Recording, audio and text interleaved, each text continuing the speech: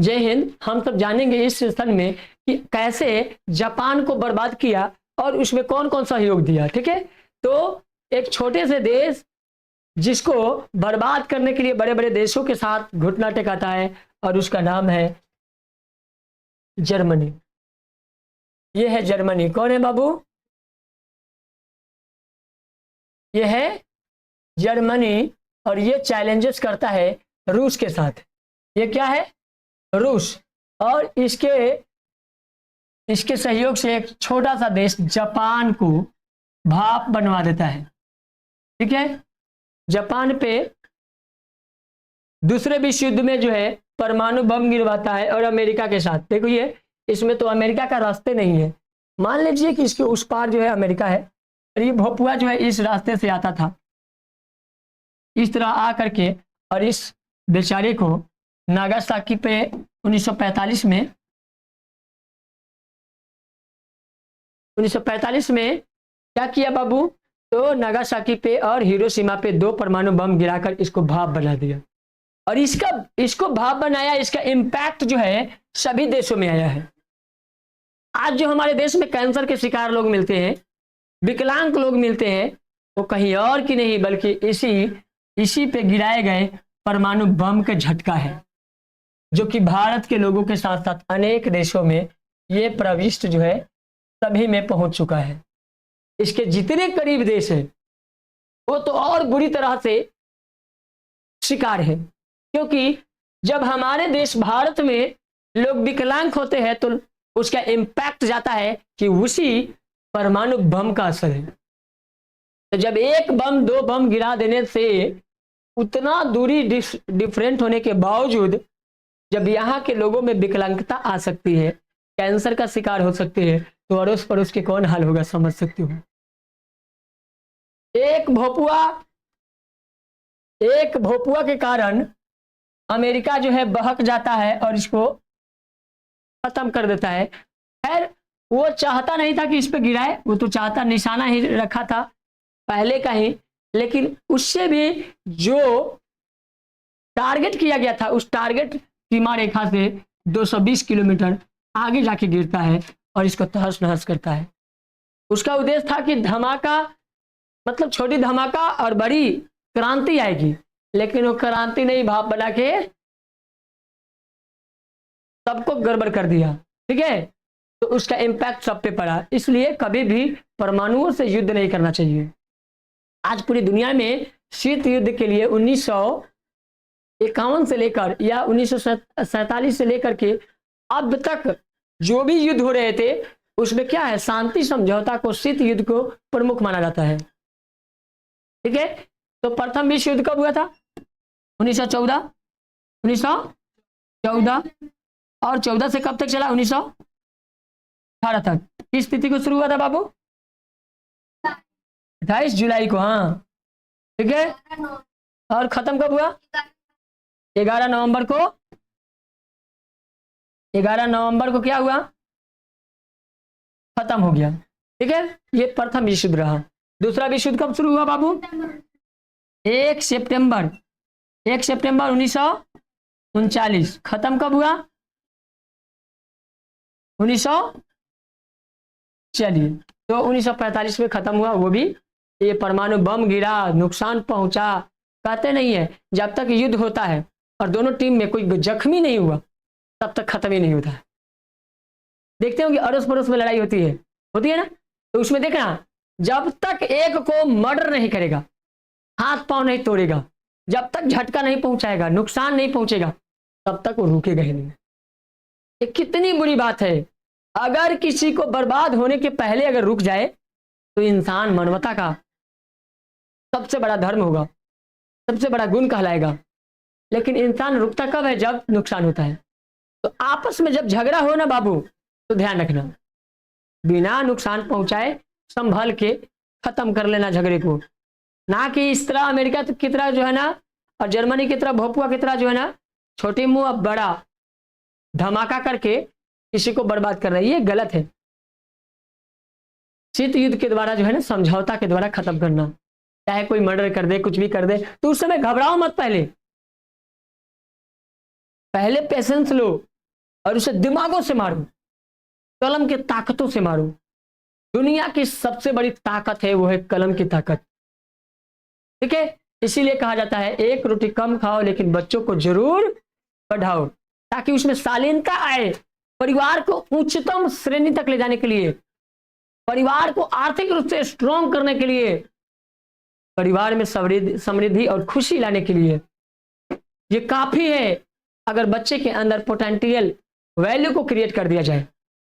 ठीक है, तो इम्पैक्ट डालना पड़ता है बच्चों पे। आज की जनरेशन में बच्चे के क्या है, तुरंत गुस्से नाक पे चढ़े रहते हैं, क्षण भर में किसी को बर्बाद करने की कोशिश, साजिश रचते रहते हैं। उनमें उनमें धैर्यता कायम करनी चाहिए। अब बताइए, किसी डीएम को देखें कि फट से बंदूक निकाला, किसी को ठोक दिया। क्यों? पैसेंस होती है। मर्डर हो, कुछ भी हो, उसमें पैसेंस रख करके काम करते हैं।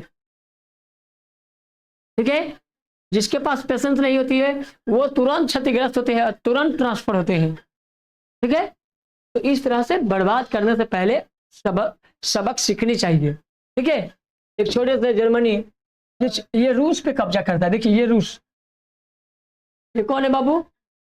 रूस है। ठीक है, और रूस पे जो है, रूस कॉन्टिनेंट पे जो है ना, ये देश जो है ना कब्जा करते थे। बताइए इसका बेचारे की क्या कसूर था?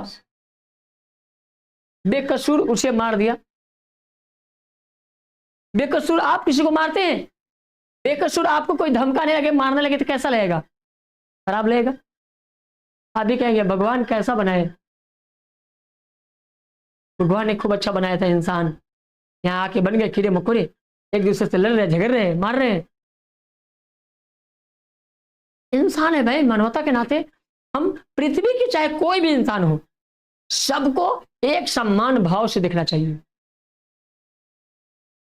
ठीक है, बुरा कर रहा है उसको रख दो, जेल में कैद कर दो। किशन को खतरनाक खूंखार लोग जो है 10 सालों में, 20 सालों में, 50 सालों में कारावास कर दो, आजीवन कारावास, ऑटोमेटिक वो संभल जाएंगे। लेकिन किसी को मौत के घाट उतार देने, हाँ, जो आतंकवाद है उसको बख्शो मत, आतंकवादियों को बख्शो मत, तुरंत सीने में मारो, खत्म करो, क्योंकि एक अगर रह गया ना तो कई को पैदा कर देगा। एक अच्छा इंसान हो जाए तो पूरी सृष्टि अच्छी हो जाती है, और एक निकल जाए खराब, तहस नहस कर देता है। परिवार में अगर जन्म ले तो अच्छा ले, कुकर्मी जन्म लिया, नालायक जन्म लिया, तो पूरे परिवार को रोड पे ला देता है। इसलिए अपने औलाद के लिए किसी का हक मत छीनो, क्योंकि अगर औलाद लायक निकला तो पूरी दुनिया में कहीं से भी आपके परिवार को ऊंचा बना सकता है। लेकिन एक पुत्र अगर, एक वंश, अगर खानदान में एक बच्चा, एक औलाद नालायक निकला तो पूरी बनाई हुई लकर पोता, हकर पोता, भक्कर पोता, शक्कर पोता, सबको नाश। मतलब कि बाबा, दादा, परदादा सबकी संपत्ति, प्रॉपर्टी में आग लगा देगा, पूरी की पूरी जो है ना धूल मिट्टी में मिला देगा। इसलिए बेहतर जरूरी है कि उसको बेहतर फ्यूचर के लिए कुछ सिखाया जाए, डिसिप्लिन में लाया जाए, ना कि उसे औलाद के लिए कुछ बना बना के दिया जाए। डोंट। लायक निकला तो प्रॉपर्टी ऑटोमेटिक बनेगी, और नालायक निकल गया तो पूरी संपत्ति को बर्बाद करने में वक्त नहीं लगेगा। जिस तरह जापान को बर्बाद करने में एक क्षण की गर्मी नाक पे आई और अमेरिका ने परमाणु छोड़ दी, तबाही मच गया था, और उस तबाही से एक देश बर्बाद हुआ, सबको सुकून और शांति मिला। ठीक है, उसके बाद से जो युद्ध हो रहे हैं अभी जो है ना, यूक्रेन का युद्ध चल रहा है। किसका युद्ध बाबू? यूक्रेन। तो ये देख सकते हैं यूक्रेन है, यहां पे यूक्रेन है, ये है यूक्रेन, दिखा बाबू यूक्रेन, ये है यूक्रेन। ठीक है, रूस यूक्रेन भयानक युद्ध चल रही है, ये दोनों देशों के बीच जो है युद्ध चल रहे हैं। ठीक है। तो यहाँ के जो राष्ट्रपति है व्लादिमीर पुतिन, कौन है बाबू? पुतिन जी, ठीक है, जो 1999 से 1908 2008 तक का राष्ट्रपति थे, और फिर 2012 में राष्ट्रपति बने हैं, और अब तक 2024 तक अभी और वर्तमान में भी है। समझ सकते हो कितने दिनों से व्लादिमीर पुतिन जी वहां के राष्ट्रपति बने हुए हैं। कितनी शालीनता से रूस को स्ट्रॉन्ग करते जा रहे हैं। तो एक व्यक्ति जो है इसको बेहतर करने के लिए कोशिश करता है, तो कई वर्षों तक जो है ना रह करके सत्ता को संभाल रहे हैं। ठीक है, ये मोरको जो है ना इसकी राजधानी है। कहाँ है बाबू? रूस की राजधानी मोरको है। ठीक है, तो आज जो है मोरको के साथ भी बहुत सारे छेड़छाड़ हुआ है। अंतर्राष्ट्रीय लेवल में देखा जाए तो रूस यूक्रेन का भयानक युद्ध चला है, और ये युद्ध का वजह 2014 से है। 2014 में रूस ने क्रीमिया पे कब्जा किया था। क्या किया बाबू? क्रीमिया पे कब्जा किया, और उसी समय से ये भयानक युद्ध में बदल गया। ठीक है, और लगातार युद्ध जारी रहा है अभी तक। उसी युद्ध के लेकर के इजरायली हमला, इजराइल भी बौखलाल रहता है। अनेक देश जो है उसके साथ जो है ना बहुत सारे कॉन्टिनेंट के लोग जो है ना मिल करके उसमें सामंजस्य लाने की कोशिश कर रहे हैं, लेकिन ये सामंजस्य हो ही नहीं रहा है। ठीक है, अंतर्राष्ट्रीय अनेक बैठक हुआ, और उस बैठकों में भी अभी मानने को तैयार नहीं है।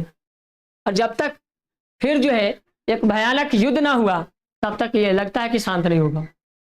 लेकिन अगर अंतर्राष्ट्रीय लेवल पे बैठ करके अगर इस बात को ख्याल किया जाए कि प्रथम विश्व युद्ध, दूसरे विश्व युद्ध, अगर प्रथम विश्व युद्ध में 85 लाख लोगों को मौत के घाट उतारा गया, दूसरे विश्व युद्ध में 70 लाख 80 लाख लोगों का मौत के घाट उतारा गया, और उस दोनों युद्ध से भी सबक नहीं मिला, तो तीसरे युद्ध कर लो और उसमें भी करोड़ों लोगों की क्षतिग्रस्त करा लो।